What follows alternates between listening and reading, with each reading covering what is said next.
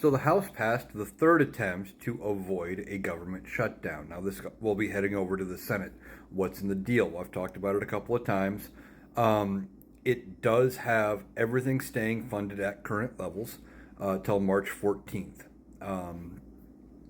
It does give $10 billion in additional aid to farmers, $100 billion more disaster relief.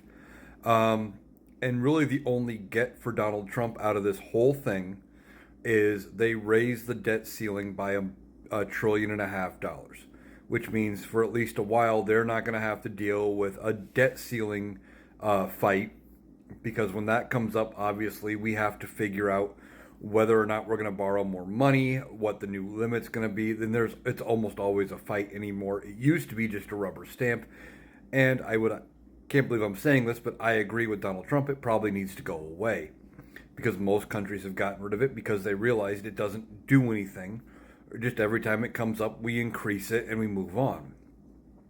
So that's really the only get out of this. Now it goes on to the Senate. Don't know if it's going to pass the Senate. I assume it will. And then Joe Biden is waiting to sign it. So that is great.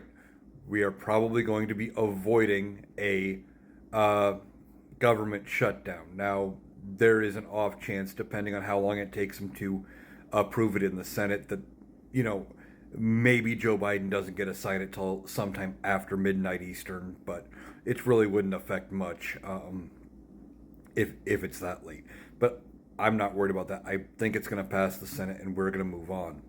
But this just shows what the next 2 to 4 years for Donald Trump is going to look like.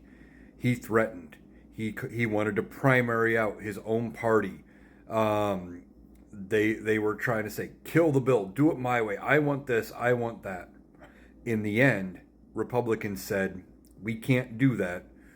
We have to work with Democrats, and they had to bring the bill that would get Democrats to the table, basically to the floor. Now, the only thing, like I said, that Democrats might have been on the fence about was the debt ceiling increase.